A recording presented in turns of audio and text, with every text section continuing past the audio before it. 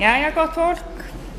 Þá höldum við áfram og vindum okkur í næsta dagskrárlið sem ber heitið Samstarf hagaðila í brothættum byggðum. Þá ætla ég að bjóða velkomin Ester Öst Valdimarsdóttir sem kemur úr verkefnastjórn Strandabyggðar og verður hér í fjarfundi og Arin Björn Bernhardsson sem einnig í verkefnastjórn Strandabyggðar og einnig í fjarfundi. Árneshreppi, fyrirgefið. Síðast en ekki síst Charlotta Englund, fyrrum verkefnastjóri Öxarfjarðar í sókn og við höfum áfram sama hátt og verið hefur þau klára sínar framsögur og ef það eru spurningar þá tökum við þær í restina. Gjörðu svo vel. Sæl, takk fyrir að bjóða mér að vera með. Ég heiti Ester, ég mannfræðingur og kennari. Ég núverandi skólastjóri Ásgarðsskóla, skóla í Skýjunum og þess vegna þessar mundir svolítið líka kynnast samfélaginu þarna á Raufarhöfn sem úlingarnir hjá ykkur eru í skóla hjá okkur. En áður var ég líka kennari og verkefnastjóri í grunnskólanum á Hólmavík og ég var líka tómstundafulltrúi Strandabyggðar. Og ég hef setið sem íbúi í verkefnastjórn Sterkra Stranda sem okkar, heiti okkar verkefnis alveg frá upphafi. Ég sem sagt fædd og uppalinn á höfuðborgarsvæðinu og erlendis og ég hafði sjaldan komið upp fyrir Ártúnsbrekku þegar ég flutti til Hólmavíkur fyrir 10 árum síðan. Satt best að segja, þá hélt ég að ég væri að fara í mikla einangrun. Ég hélt mér myndi leiðast og ég tók með mér alls konar púsl og prjóna og bækur því ég bjóst við mikilli einveru og inniveru og takmörkuðu félagslífi. En ég varð sannarlega fyrir jákvæðu menningarsjokki því menningarlífi var í blóma. Ég var strax komin í einn af kórunum og kaf í leikfélag og hlaupahóp, spilahóp og skíði svo fátt svo eitt sé nefnt. Ég upplifði þannig Hólmavík sem skapandi samastað skemmtilegra og fjölbreyttra einstaklinga sem nýttu tækifæri smæðarinnar til að hafa áhrif og láta magnaða hluti gerast í krafti samstöðu og sköpunargleði. Hólmavík var í mínum huga suðupunktur menningar, nýsköpunar og menntunar með margar öflugar menningarstofnanir og stofnanir á öllum menntastigum. Ég að hafa áhyggjur af svipnum á Kristjáni, heyrist það í mér eða? Jú, heyrist vel í þér, ég var bara að slökkva á mikrofóni hjá okkur. Vissulega var aldurskurfan í samfélaginu skökk og íbúum fór fækkandi og hvort tveggja olli áhyggjum af framtíðinni og var það til þess að við fórum í brothættar byggðir. En andinn var samt bjartur, sköpunarkrafturinn mikill og hugmyndir og lausnir óþrjótandi. En svo gerðist eitthvað. Samfélagið okkar fór að sundrast. Við fórum að einblína á það sem sundraði okkur í stað þess sem sameinar okkur og ágreiningur sem einhvern tímann hefði verið málefnalegur og uppbyggilegur varð persónulegum árásum og niðurrifi. Verkefnið brothættar byggðir var og með öllu ófært að takast á við þetta, því miður. Í stað þess að grípa tækifærið og nýta íbúafundi og göfug markmið þeirra til góðs og sameiningar var farið í að vinna markvisst gegn þeim og stjórnsýslan notaði markmiðin alls ekki til grundvallar í sinni forgangsröðun, heldur þvert á móti. Núverandi sveitarstjórn hefur jafnframt dregið tilbaka alla styrki til félagsstarfsemi og menningar og lagði stein í götu margra þeirra sem unnu að verkefnum sem samræmdust markmiðum Sterkra Stranda. Þjónusta við íbúa, einkum barnafjölskyldur, hefur dregist saman á ótrúlegum hraða, gæðin hafa minnkað, fagfólki fækkað en gjöldin leið hækkað. Og þau eru nú, rétt eins og fasteignagjöldin, með þeim hæstu á landinu öllu. Stærsti sjálfstæði vinnustaður sveitarfélagsins hefur lokað og fjöldi fólks hefur misst vinnuna. En þrátt fyrir það gengur illa að fá fólk til að starfa fyrir sveitarfélagið. Verkefnið brothættar byggðir, Sterkar Strandir eins og við köllum það í Strandabyggð, skortir verkfæri, afl, getu og þor til að stíga inn í mengað andrúmsloft og deilur sem sundra samfélögum og geta orðið þeim að falli. Smávægilegir peningastyrkir, verkefnastjórn með góðan vilja, íbúafundir og starfsmaður í hálfu starfi skilast í miður takmörkuðum árangri í sundruðu samfélagi. Fyrsta skrefið verður að vera að hreinsa til og skapa raunverulegan samstarfsgrundvöll og tryggja það að þeir sem sitja við stjórnvölinn einbeiti sér að því að skapa frjóan jarðveg þar sem íbúum líður vel og upplifa sig örugga. Skapa þarf samfélag þar sem við vinnum saman samfélaginu til heilla, þrátt fyrir að vera ekki alltaf sammála. Ef íbúar samfélagsins eru ófærir að gera þetta sjálfir og ef sveitarstjórn getur ekki skapað grundvöll fyrir heiðarleg samskipti sem byggja á virðingu, lít ég svo á að utanaðkomandi aðili þurfi að stíga inn og aðstoða. Og í sveitarfélagi sem í brothættum byggðum hlýtur sá aðili að vera byggðarstofnun, já eða viðkomandi landshlutasamtök. Þrátt fyrir fjölmarga möguleika og gífurlegt ríkidæmi í fólki, náttúru og menningu, þá strandabyggð ekki lengur brothætt, heldur brotin. Við þurfum öflug og kannski sársaukafull verkfæri til að tjásla okkur saman og sveitarstjórn þarf fræðslu, stuðning og aðhald til að geta sinnt sínu hlutverki og það þarf að gerast strax. Takk fyrir.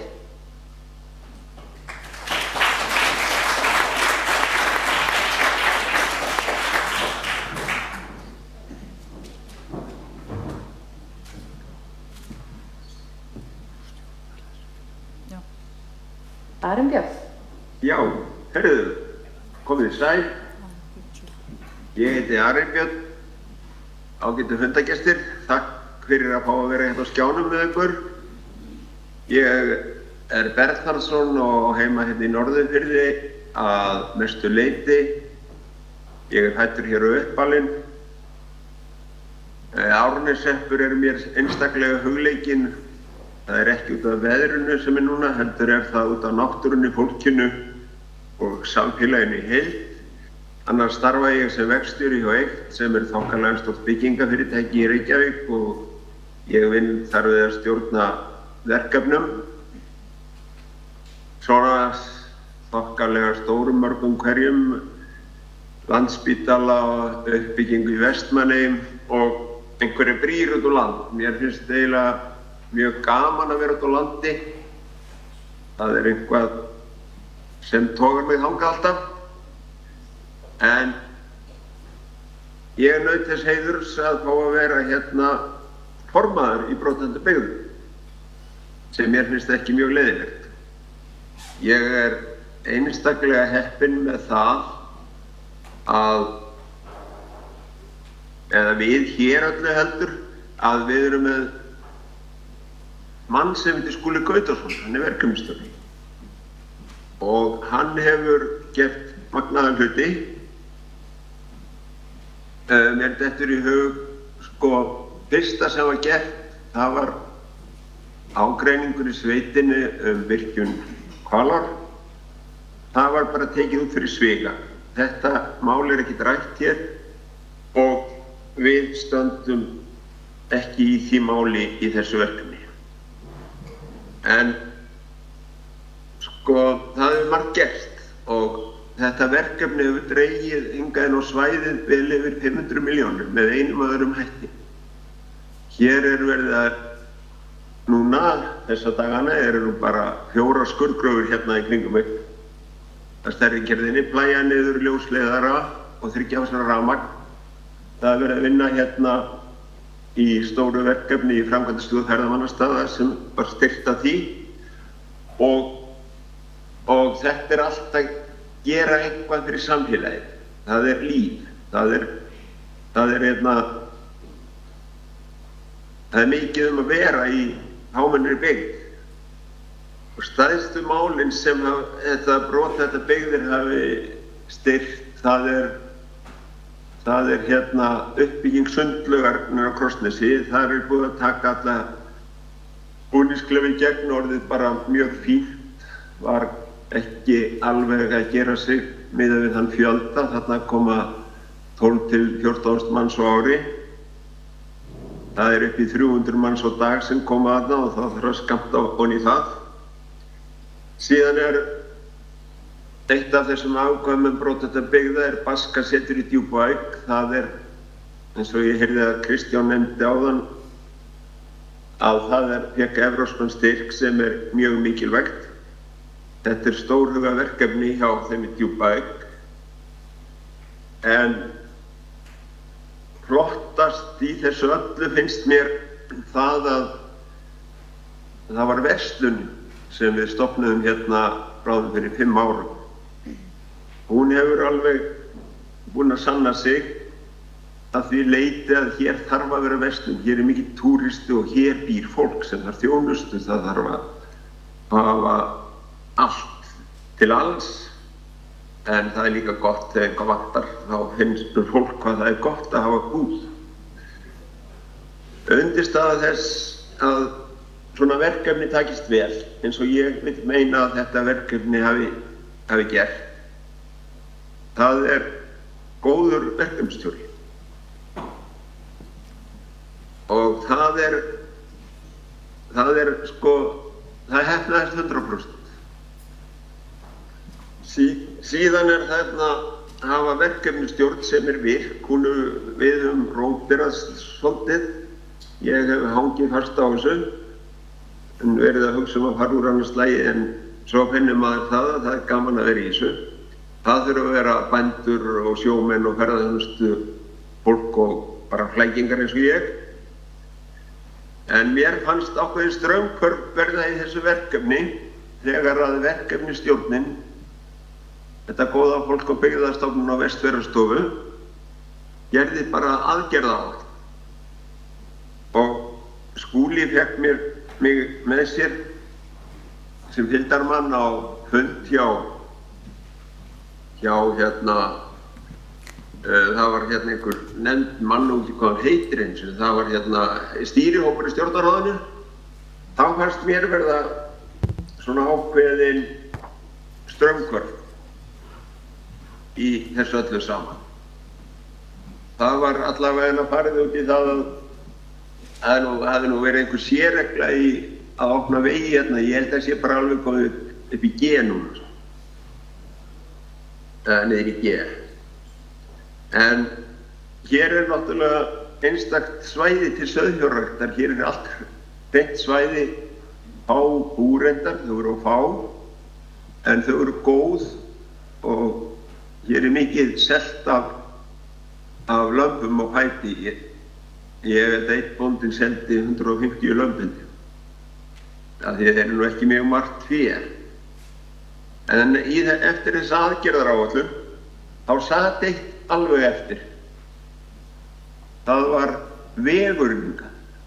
Núna hann nánast ófær.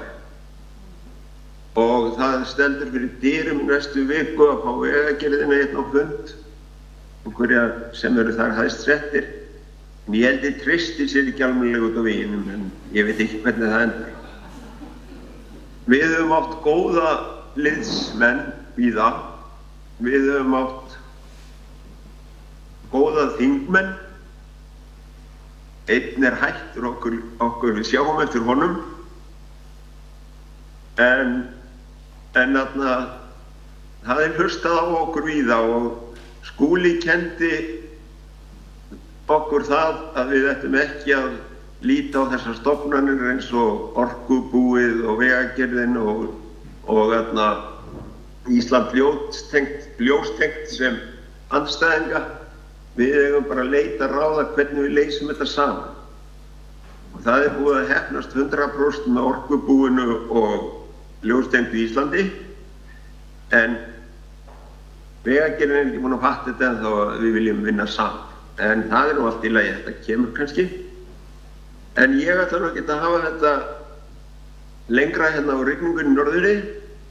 Takk fyrir mig.